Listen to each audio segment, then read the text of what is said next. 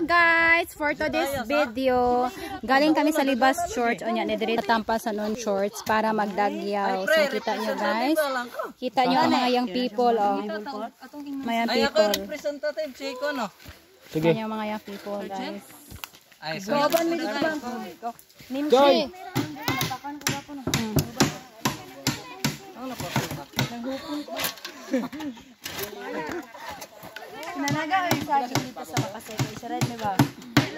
Yan guys, kung inyo nakita, nagbugwal sila sa yuta para patagon ang simbahan. Kay diani kuno ang straight sa ilahang gate diri sa Tampasanon Church nga pagatukoron. So makita nyo naman guys, na ay mga shenso diri na ay nag-ayo sa haligi. Si Midam nagpatag.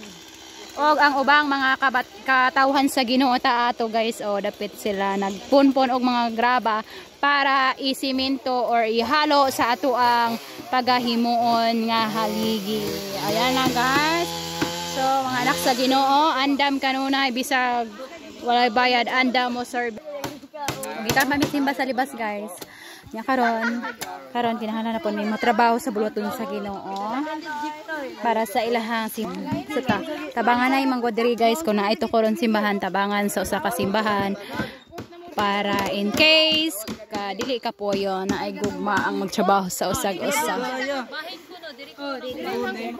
Gihangyo na ko ang tanan nga atong sudan ang pagtrabaho na karon kay medyo hapon-hapon na gyud.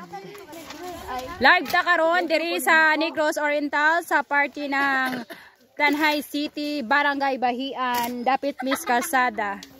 Ang ato mga kahimtang karon to mga kaigsuunan diri na ay nagpala na ay nanindog ang uban. Tapulan kay ning uban oh. Onya, kinahanglan jung maningkamot mi guys. Mo ni trabaho nga walay bayad.